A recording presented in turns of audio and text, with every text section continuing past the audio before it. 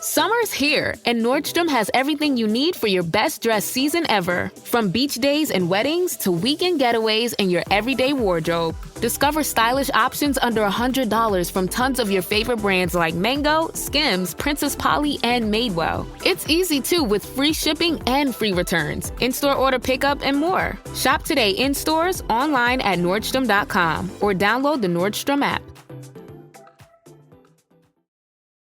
The spirit of innovation is deeply ingrained in America, and Google is helping Americans innovate in ways both big and small. The Air Force Research Laboratory is partnering with Google Cloud using AI to accelerate defense research for air, space, and cyberspace forces. This is a new era of American innovation. Find out more at g.co/American innovation. Hey there, travelers. Kaylee Cuoco here. Sorry to interrupt your music, great artist BT Dubs, but wouldn't you rather be there to hear it live? With Priceline, you can get out of your dreams and into your dream concert. They've got millions of travel deals to get you to that festival, gig, rave, sound bath, or sonic experience you've been dreaming of. Download the Priceline app today, and you can save up to 60% off hotels and up to 50% off flights. So don't just dream about that trip. Book it with Priceline. Go to your happy price, Priceline. Welcome to 4Kids Flashback.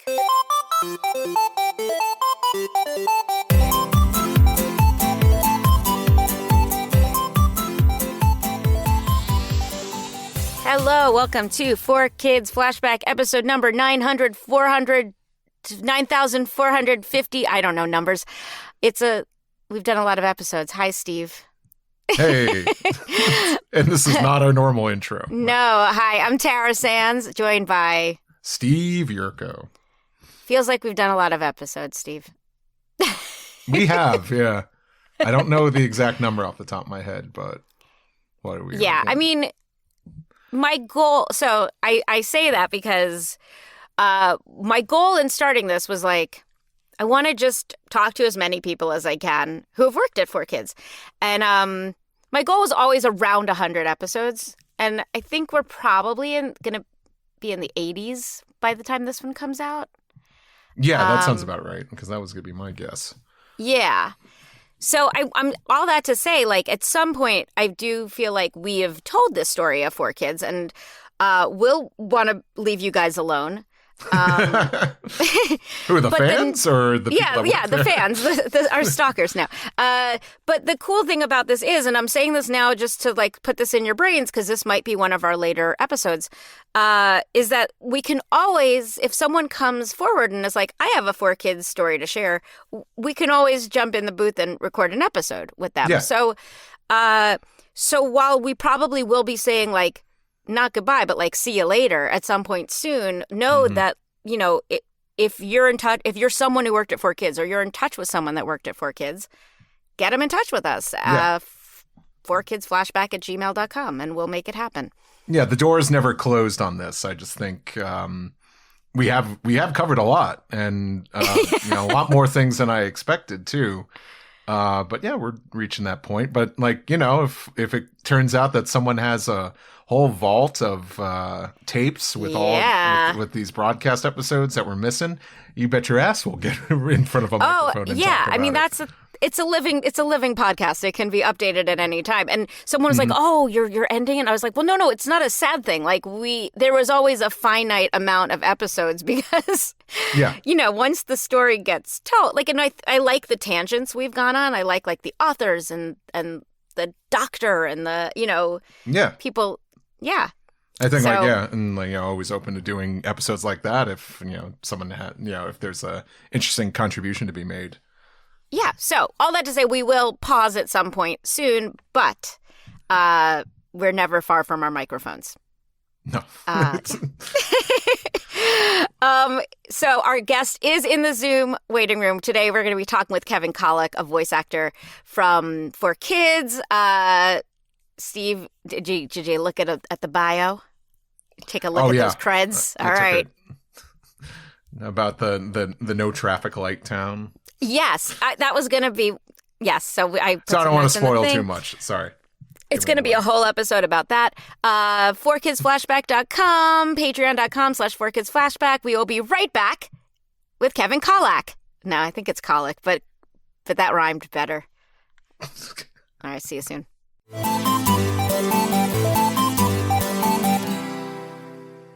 Our guest today is Kevin Kolack. Kolack, He's a voice actor. Kolack. It's like Kojak, but with an L. Oh my gosh, because I said it 2 different ways in the intro. Kolack. Yeah. That's okay. It works. I like it. Because colic is like a baby who has colic. Like, I was thinking that, and I was like, no colic for me. No. No I don't colic make up for this babies guy. upset. Mm-mm. Hell no. Because this guy, I mean, Kevin was in One Piece. He was in Kirby, right back at ya. You got to say the whole thing. Bunch of shows at 4Kids we're going to get into. But also just like his life has been really interesting. I mean, his bio alone, I learned, like Steve said in the intro, the town with no traffic light. I don't know how that even happens. Well, now it looks like New Jersey there. But yeah, when I was there, no. So they put in a traffic light? They put in many traffic lights. Where I rode horses is now just all malls.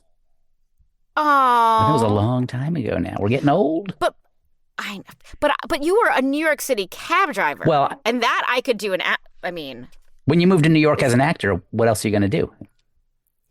But it's not easy to get that like medallion thing, right? Well, I just used somebody else's. You know, all the rich guys that have the medallions will happily let you drive their cab for $100 a day. So for the first few hours. Is that how? Oh yeah. Well, I don't know how much it is these days, but when I was driving, yeah, my first $100 went to the cab owner. What is this medallion? Is that just basic? Oh, It's sorry. literally a medallion that goes on the hood of the cab, and it has the number that's on the roof on it. And you are not allowed to drive a cab if you do not have one. Like Not a yellow cab. You could get in major trouble. Yeah. Okay, I will ask you acting related questions. But Sure. if you're new, like my worst nightmare was getting in the cab with somebody who didn't know how to get around New York. Did you learn this street? Well, that's the thing. I have yet to meet a New York City cab driver who's anything like the purported London cab drivers who really know the streets and know the buildings and know everything. And so, yeah, this was before GPS. This was before Waze and all those apps. So, yeah, I mean, I knew the streets well enough. And well enough to get an interview for Cash Cab when that show was being developed. Ooh. A friend of mine got that gig instead. So that was all right. Oh, but screw that guy. Yeah. I can't even remember his name at this point. Yeah. Let's be bitter. Yeah. It's more fun. Okay, so you grew up in a small town in Georgia. Yes. Pre-traffic light. When does this acting stuff, because it sounds like you did not study this in school or No. So what is going on in give me some insight into young Here's Kevin. the thing. You know, growing up in Georgia as the smart kid, I didn't realize that I could do anything creative other than be doctor, lawyer, or scientist. I was in the 8th grade play, but that was kind of the limit of it. And then, so I went to college and I did a lot of stuff then too, had a good time. I was on the rifle team and played in the pep band and got in a lot of trouble with them. They're making a documentary about the University of Virginia pep band now, hopefully. They'll finish the completion funds will come through. And our antics in the 80s. But then halfway through grad school, because I didn't know what the hell I wanted to do after college, halfway through grad school getting my PhD in chemistry when I was a firefighter, I met this guy and he was like, you've got camp counselor experience. Why don't you come to New York and supervise kids at my acting workshop and you'll get some acting lessons while you're at it. And I thought, well, sure, why not? I like performing. Teaching is performing. So yeah, I'll come to New York and I'll start taking some acting lessons, weeks at a time. And the bug kind of hit me. And so I was driving to Chicago while Tina Fey was there. I didn't meet her, but she was a year after me at UVA. Okay. So I bring it up because we were in the same town at the same time. And in Second City. And I was gives you cred. Just driving up there for classes. And then once I finished my PhD, I thought, well, let's go to New York and I'll teach and act. I'll teach to pay the bills while I pursue my acting career. Every parent's dream. You got this PhD. Yeah. And you're like, I know what I'm going to do. Yeah. I'm going to be an actor. Actor. I know. Yeah. Well, we interviewed a PhD who was actually like a neuroscientist for this podcast. And he was the first person I didn't say something about were your parents. What do they think about this? Yes. Well, I am a tenured chemistry professor now, so. Wow. Okay. It's a good gig. This is so fascinating. It's a good gig. Okay. So, I mean, which is clearly you're very left and right brained balanced if you can do all this stuff, like the creative side and this mathy, sciencey. Yeah, I like to do a lot of different stuff. I say that I retired young and then I finally got a full-time gig in my mid-40s.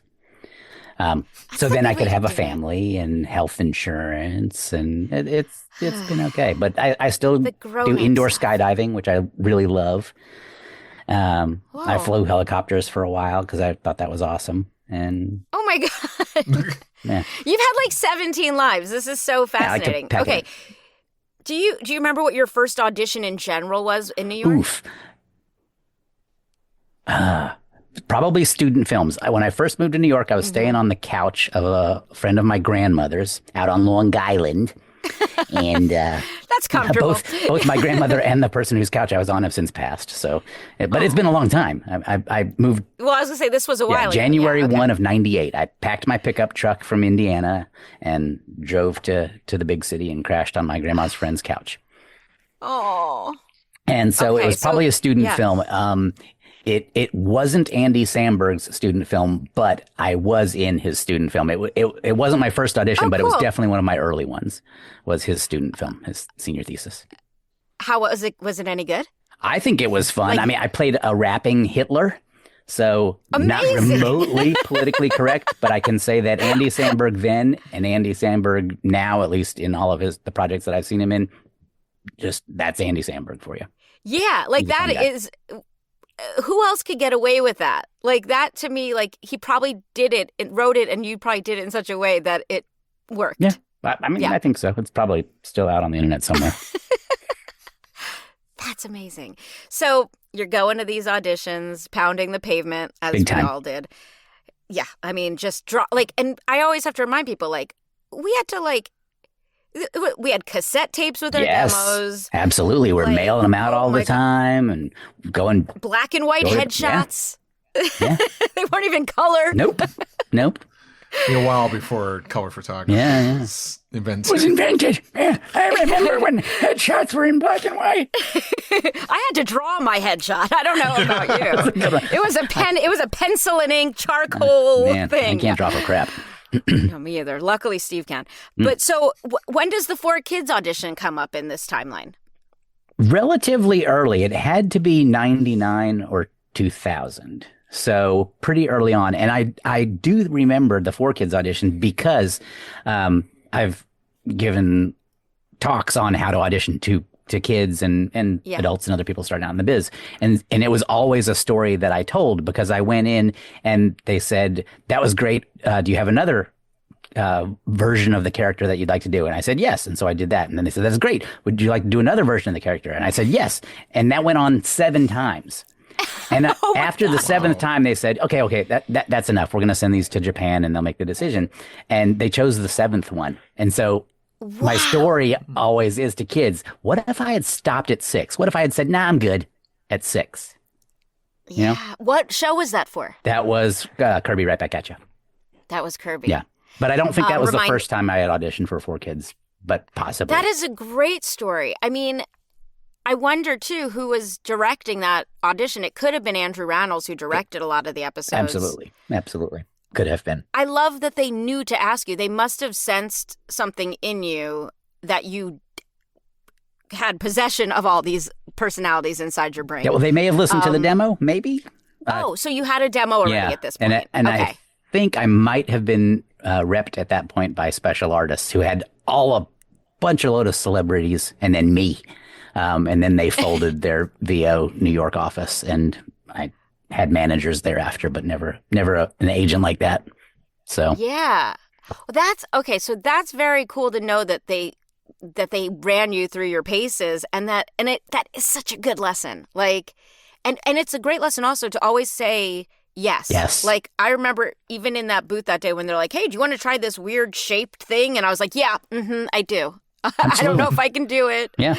Yeah, the lesson is in those days you had to be constantly, instantly available, be in the CIA, because you were going to them to audition. None of this from home stuff. We had pagers. Yes, I had pager. Absolutely. Yes. I remember an agent paged me once for an audition, and I called back so quickly, and they said, we want to sign you because you get back to us so quickly. Like, you're good at this. It matters. At, like, responding to it's like, okay. Yeah. I mean, if they gave awards for professionalism, there'd be a lot more of us working and a lot less of people working who are working. Yes. Because it matters when it matters, and then it doesn't for a lot of people. Right. Yeah. That's a fair thing to say. So so your first job at 4Kids was probably Kirby then. So maybe you had auditioned and... I think so. Okay. It's okay if you don't It is hard to remember. Well, I have Knuckle Joe here because last year a guy contacted me and said, Knuckle Joe is my autistic daughter's favorite character in the world. And we know you did his voice. And I said to him, I'm sorry, sir. I really don't think I did. I think that it's an internet myth, but I'll check.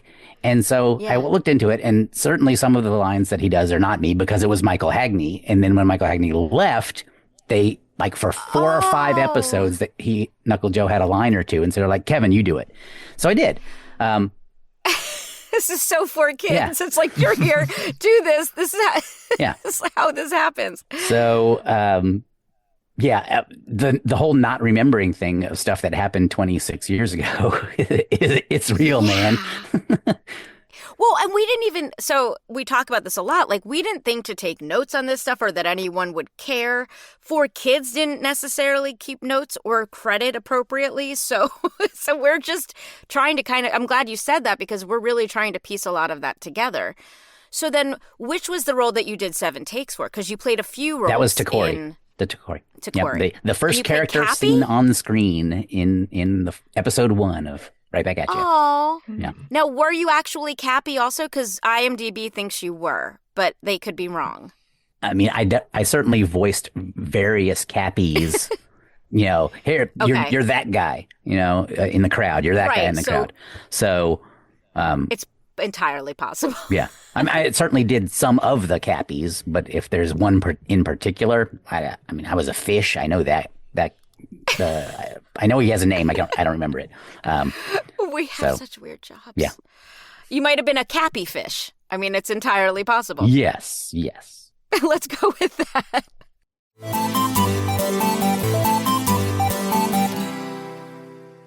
Eczema isn't always obvious, but it's real.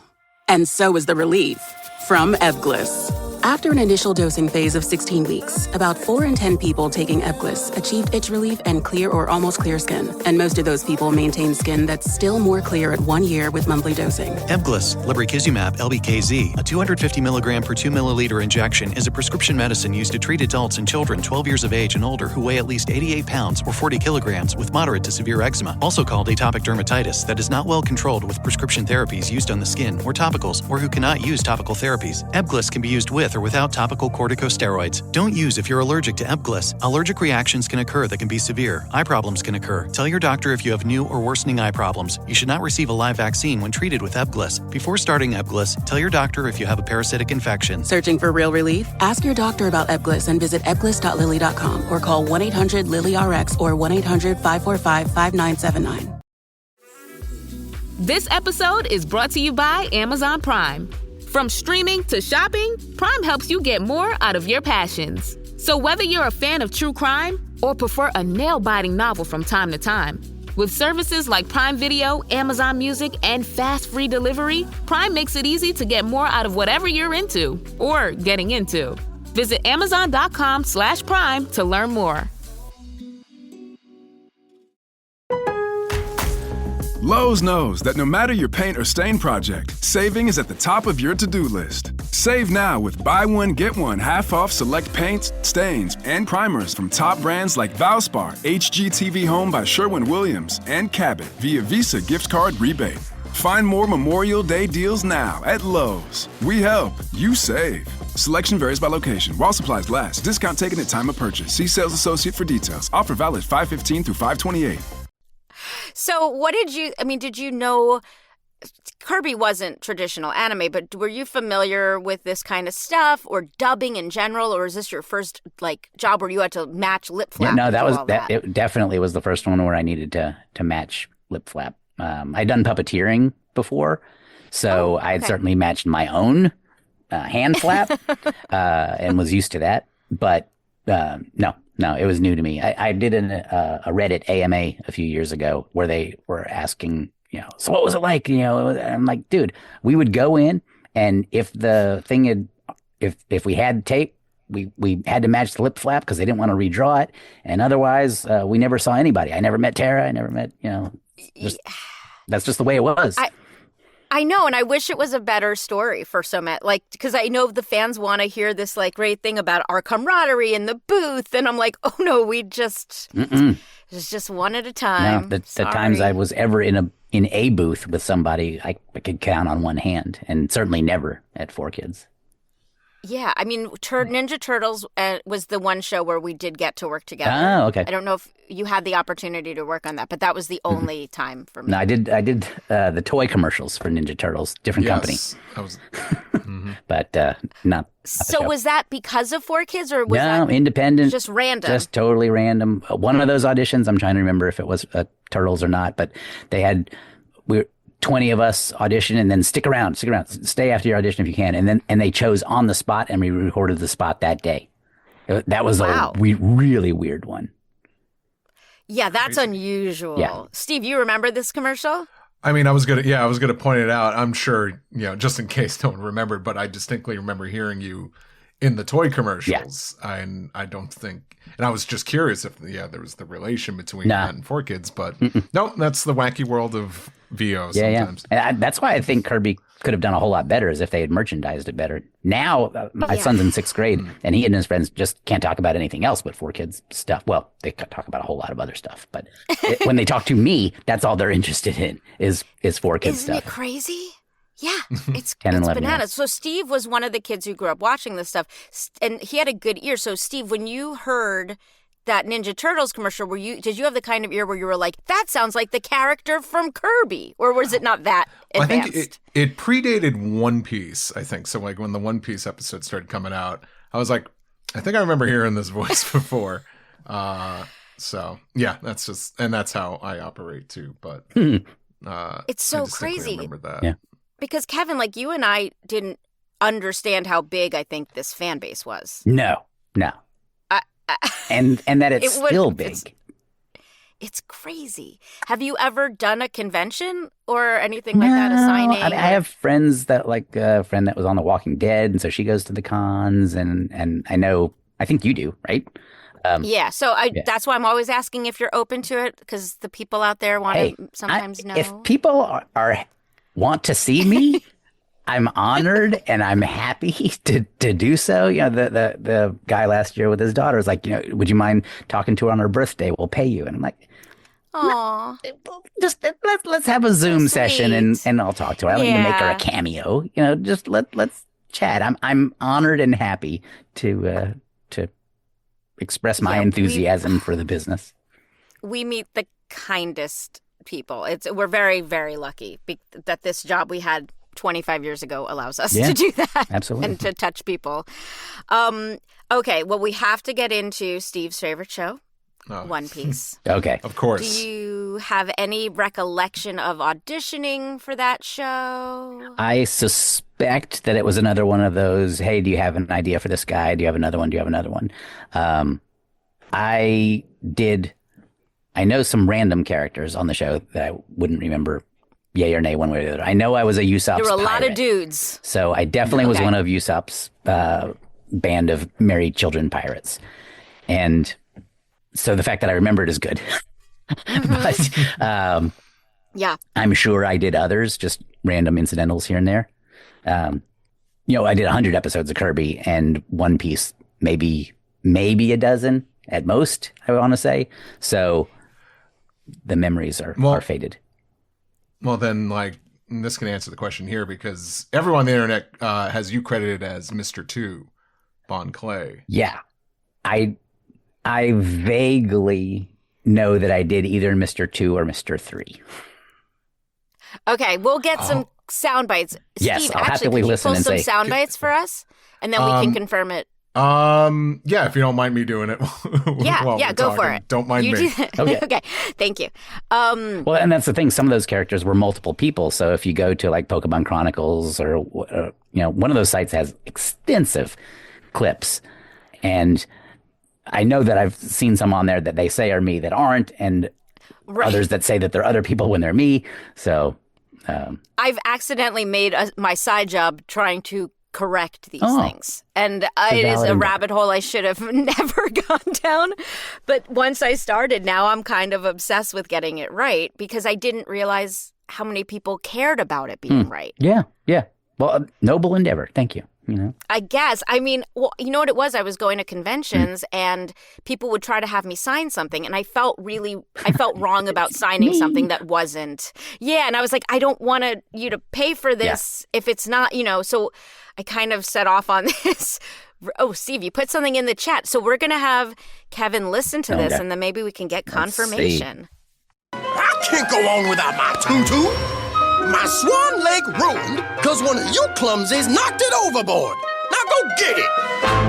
Mr. Two, we can't. There's sharks in them waters. No, please. No way. Go on without it. How can anybody toe-toe without a tutu?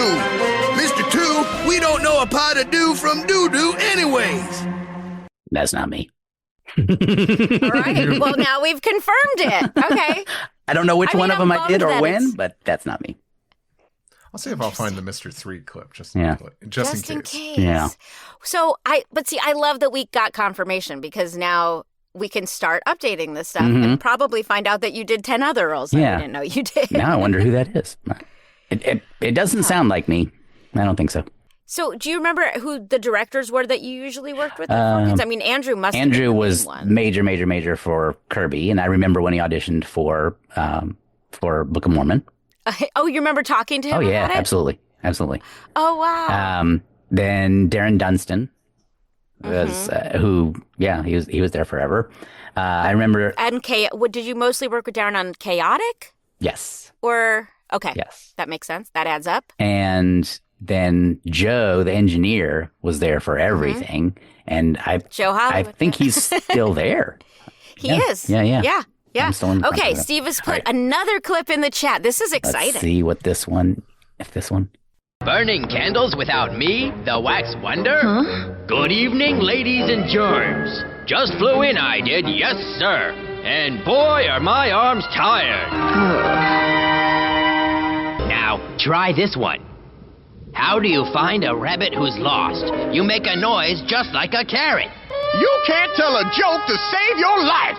What's black and white and red all over? A skunk with diaper rash. Why did the chicken cross... Enough. Just file your report.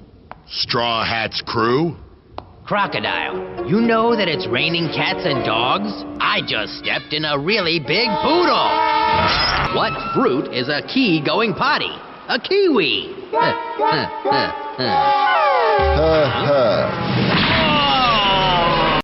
That's me. So you are Mr. 3.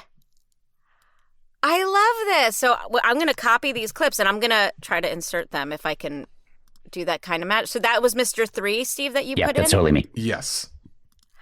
Mr. This 3. is so exciting. Mr. 3. So I'll have to, are comments allowed? There's only 303. I'll say, hey, that's me. That's me. You're doing us a huge favor. Yeah, because from what I've seen, that role's been miscredited for a long time. So Steve, where will you announce this? Like, what happens when you guys, as One Piece fans, figure this out? Like, explain that to Kevin and I, who don't understand it. I feel like you know this route better than I do at this point, because Tara's been the one going around to a lot of websites and making these changes, or at least trying to get in touch with the One Piece fan wiki, which is probably like everyone's go-to I gave up source. on that. Yeah, because they've been a pain in the ass, and you're like, I have this interview right here, but. So is there so Steve hosts on a One Piece podcast? Like, is that the kind of thing that they do? Obviously not our version. They do the newer version, but is that the kind of thing that that would come up there. Like, I'm trying to think, like, I want you to shout it from the rooftops. Like, I'm very excited that we just the next episode I'm on, I'll be sure to talk about it. But isn't sort of the 4Kids version like reviled among the true purist One Piece 1,000 episodes, still showing blood stuff? Yeah. It's controversial to say the least. Okay.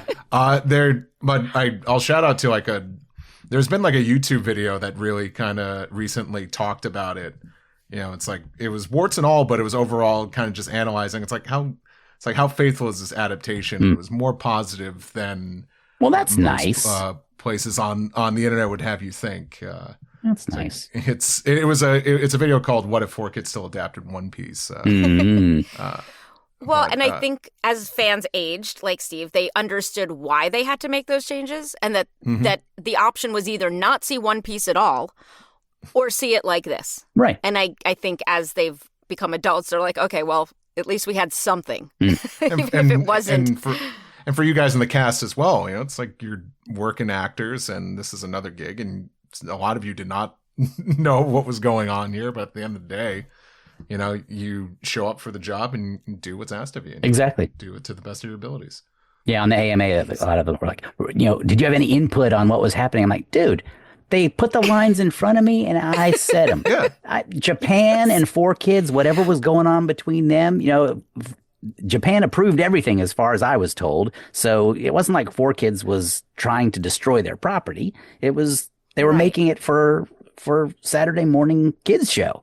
And they weren't going to be able to air the original. So there we go. Well, and you were on a show when you did Kirby. That was a show that apparently had to get even more approvals than the other shows. So that's why it's so interesting that you did do all of those voices, because they were very involved. It sounds like, right, Steve? Like Kirby and like Sonic, they were more involved in it, I believe, than like the casting of Yu-Gi-Oh or those shows. So that makes sense. Okay, so I'm guessing, did you work on Yu-Gi-Oh? I did Zexal. Sure, Zexal, that's the one you did. Do you remember anything about that experience? I remember doing the video game and the show, but that was much later in the game. In the acting game, or just chronologically, I feel like that was 2005-ish or somewhere in there. Flip Turner.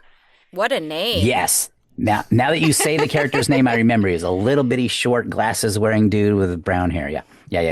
And okay, he was a little like Tokkori, a little smartass, know-it-all, which I guess is a little like me. So, but those are fun to play. Yeah, I don't remember the casting or anything. I would just always remember being really happy when they'd ask me to come into 23rd Street, and whether it was an audition or whether they were paying me, I was happy either way.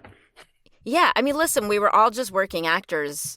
Any jobs we got, we're like, yes, please sign me up. Where do I go? What do I do? Yeah.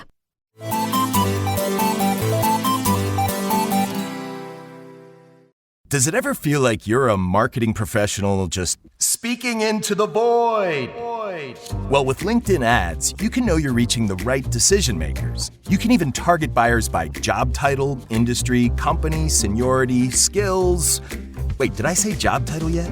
Get started today and see how you can avoid the void and reach the right buyers with LinkedIn ads. We'll even give you a $100 credit on your next campaign. Get started at linkedin.com/results. Terms and conditions apply. The new McCrispy Strip is here. Dip approved by ketchup, tangy barbecue, honey mustard, Sprite, McFlurry, Big Mac sauce, double dipped in buffalo and ranch, more ranch, and creamy chili McCrispy Strip Dip. Now at McDonald's. Ba-da-ba-ba-ba. Out here, there's no one way of doing things. No unwritten rules. And no shortage of adventure. Because out here, the only requirement is having fun. Bank of America invites kids 6 to 18 to golf with us. For a limited time, sign them up for a free 1-year membership, giving them access to discounted tee times at thousands of courses. Learn more at bankofamerica.com/golf with us. What would you like the power to do? Bank of America. Restrictions apply. See BofA.com/golf with us for complete details. Copyright 2025 Bank of America Corporation. Chaotic was probably a different experience, though, because that was new animation. So did you enjoy that more because you could kind of create the character, or was it stifling because you couldn't see the artwork?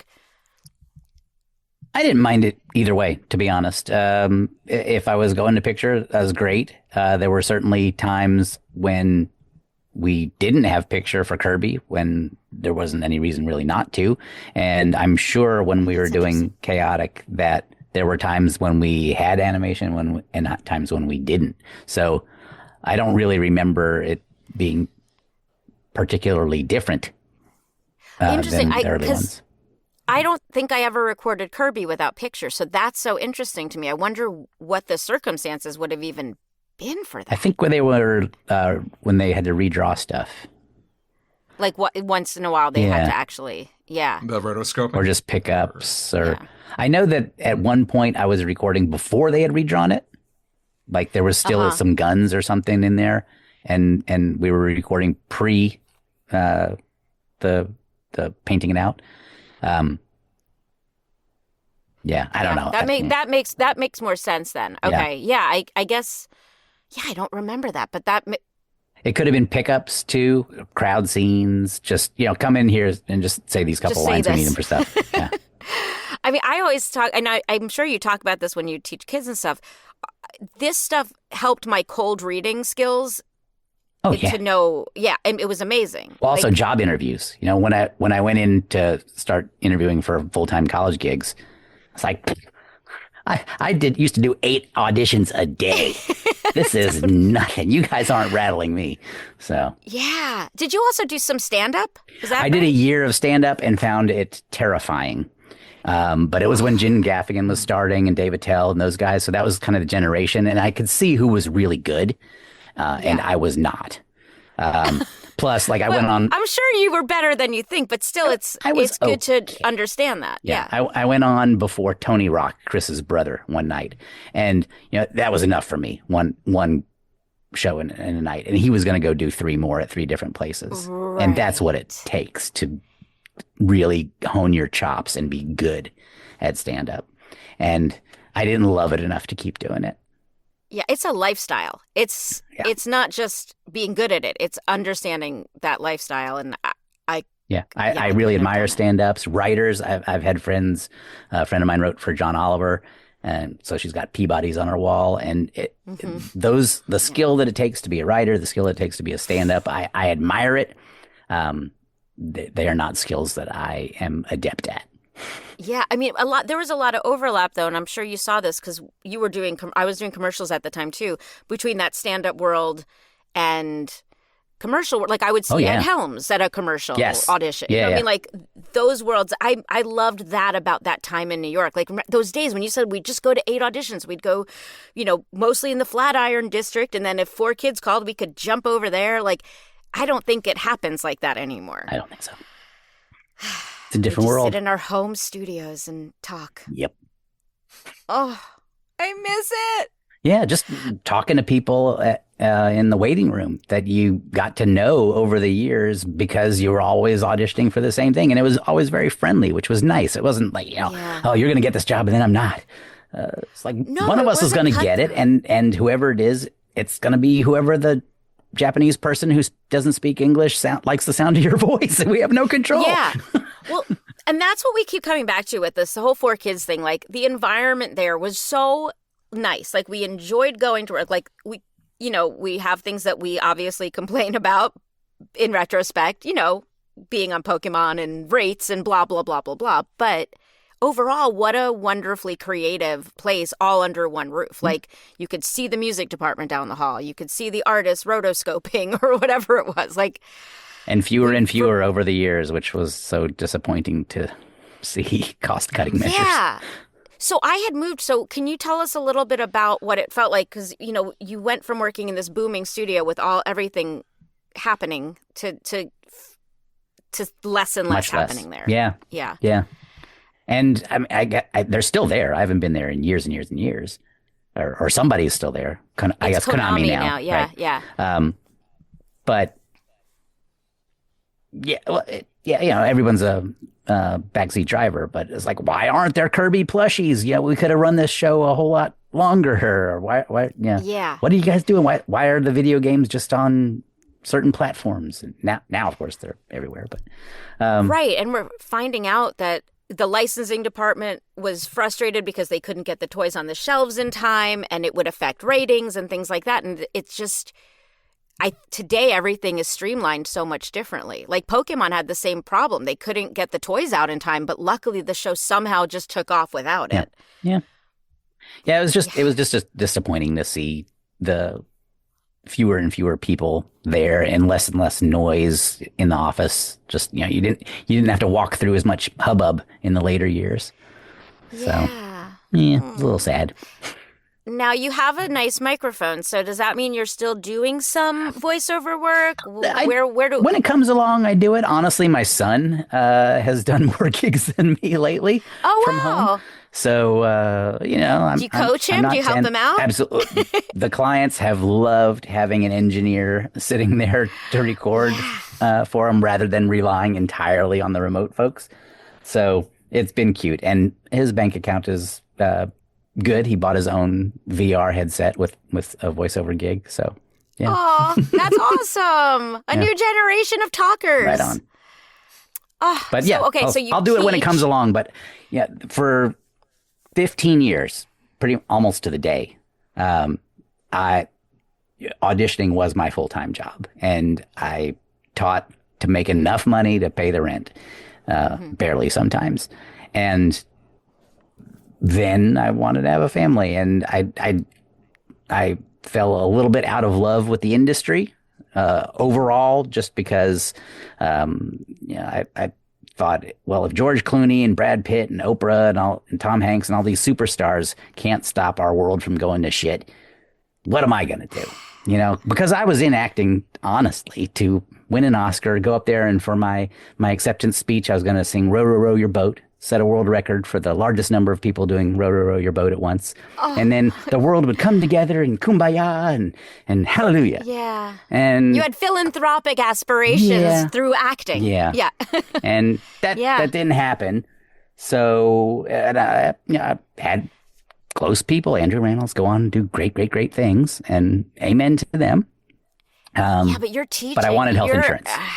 Yes. Well, I get that. But I also admire so much that you're teaching. And I'm sure all this performance background makes you so good at your job. Thank you. That's the feedback that I get. I say that since I teach chemistry, that I get a lot of feedback that this is the best class I ever failed.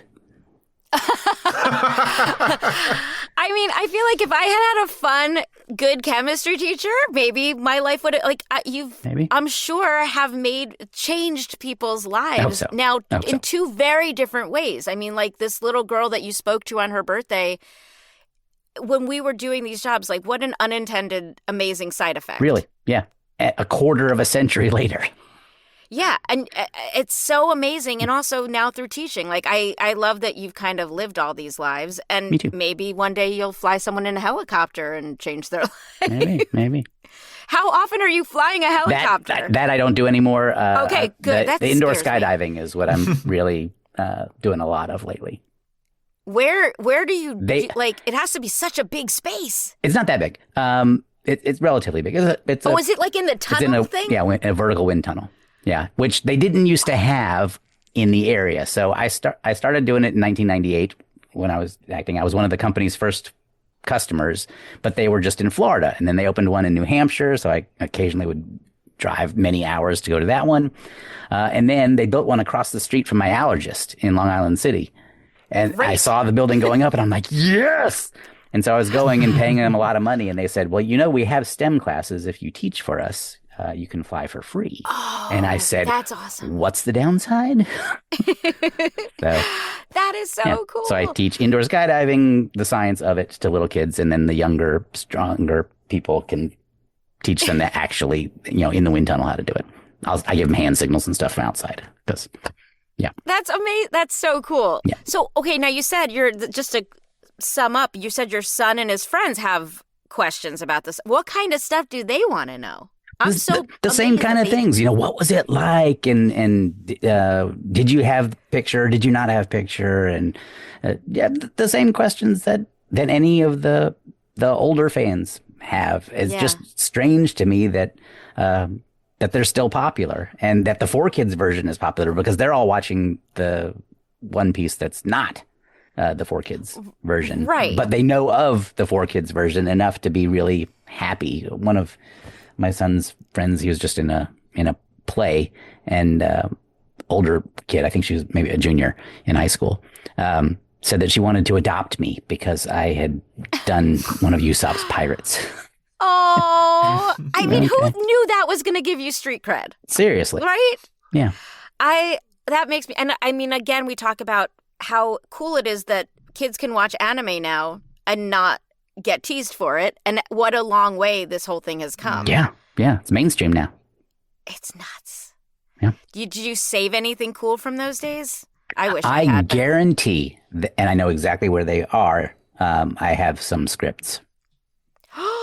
That would be cool to see. All right, if you ever dig them up, So, please they're share in that them. closet We'd over love there. to see So, them.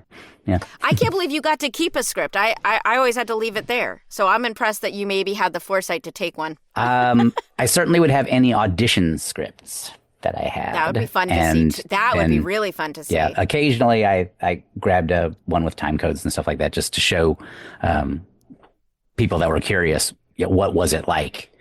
So you're going from this frame in this number of seconds to this frame in this number of seconds, and you got to pack in those words. Yeah, people thought we put some old Pokemon scripts up on there, and it's fun to look at even just the time codes because it's a different way of working than people expect. Yeah. And the way you're locked in. Well, Kevin, you have been a delight. Is there any place people can follow you online or check out your stuff? I'm on, I've got my own website, of course, kevinkolack.com. I'm on LinkedIn, which is fun to be on LinkedIn because I've got my performer section and then my professor section, because I used to try and keep my performer side hidden from my professor side, and now I've been doing that long enough where I'm like, hey, you guys, whatever. You're in good enough there. Yeah. I'm tenured. They're not getting rid of me because I used to do cartoon voices and still do them when asked. Yeah. Amazing. So we'll put links to all this stuff in the show notes, and thank you so much, Kevin.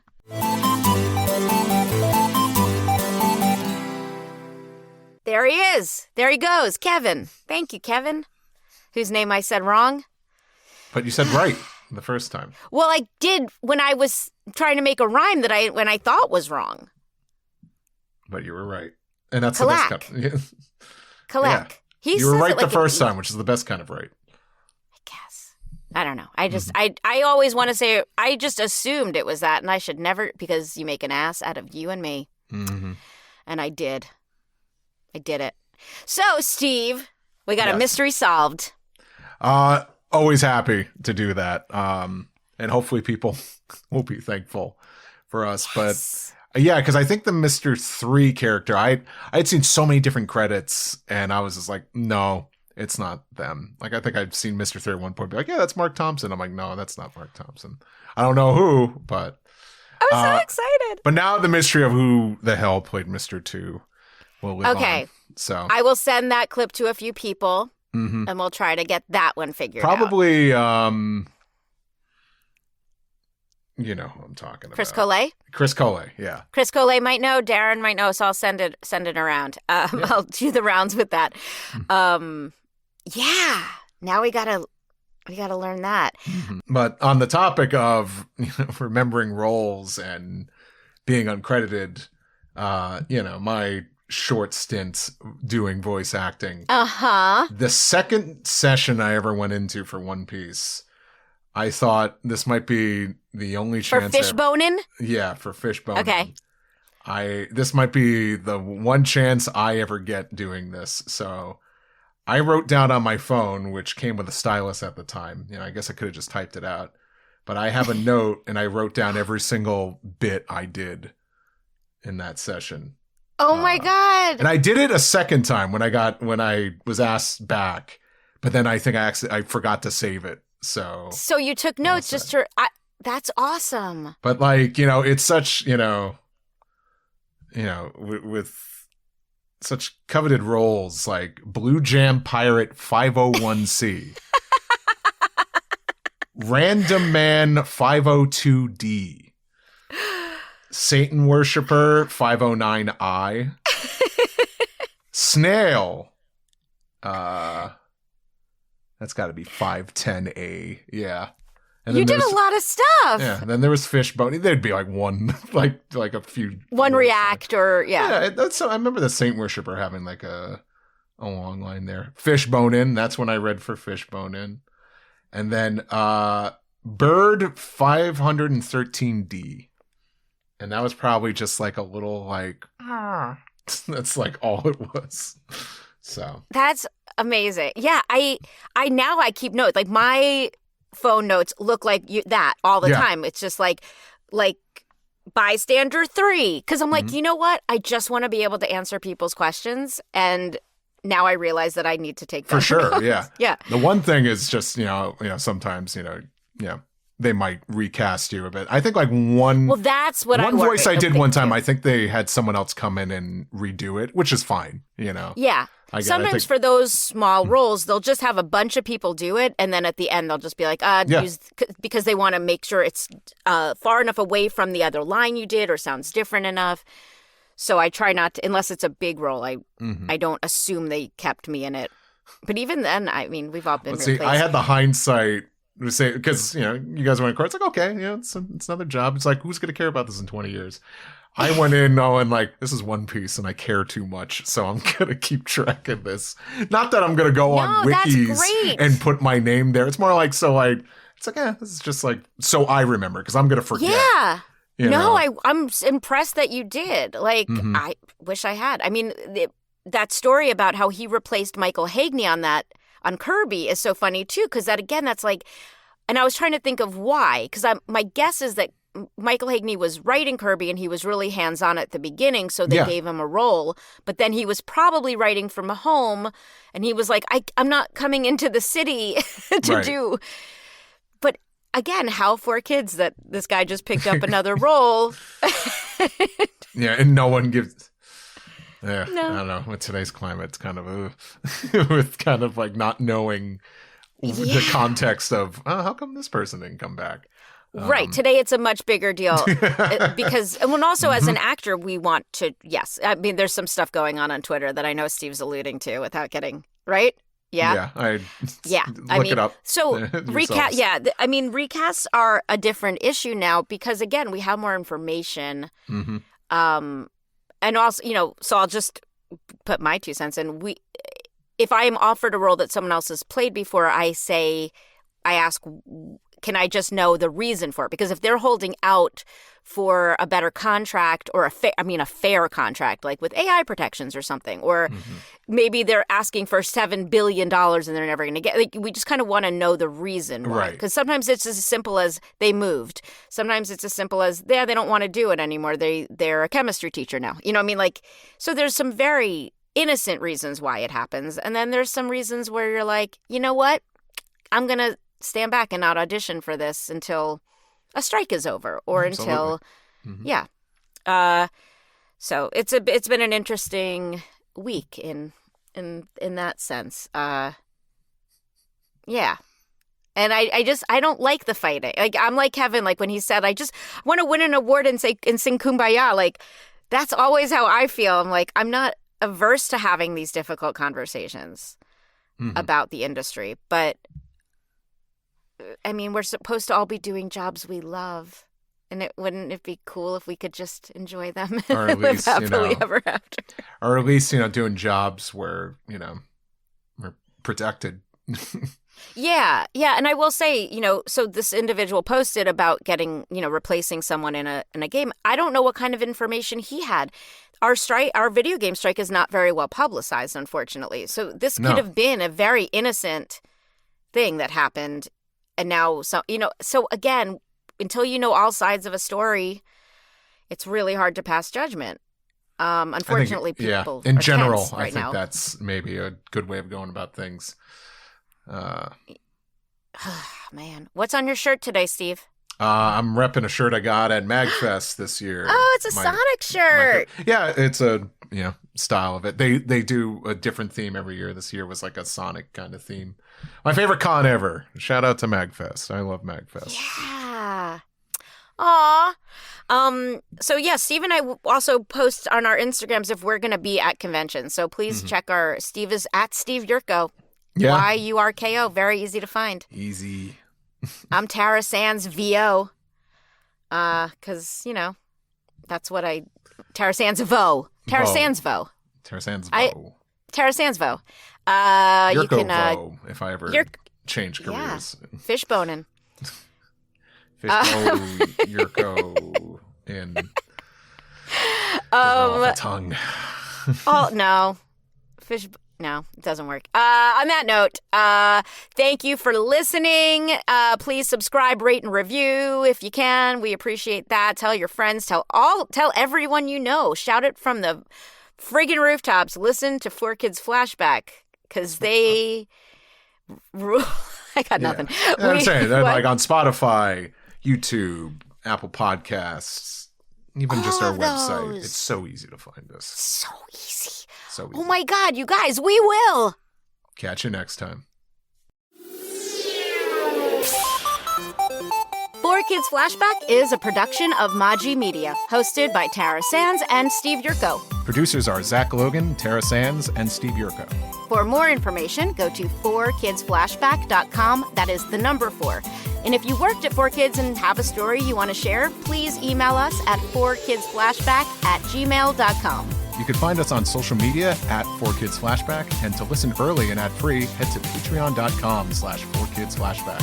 For podcast merchandise, find links on our website and Linktree. As they say on every podcast, if you liked this show, please subscribe, rate, and review, and tell your friends or 4. If you want to check out other Maji Media podcasts, go to maji.media. Thanks for listening.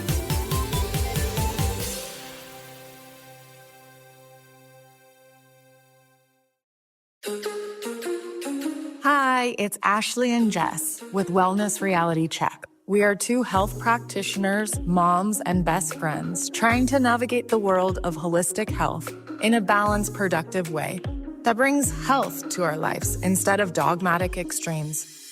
We'll be breaking down health trends, interviewing your favorite health influencers, and always keeping it real. We hope this podcast brings listeners back down to earth, providing a dose of reality in the often idealized world of health and wellness. Wellness Reality Check. Follow the show now on Apple Podcasts, Spotify, or at wellnessrealitycheck.com.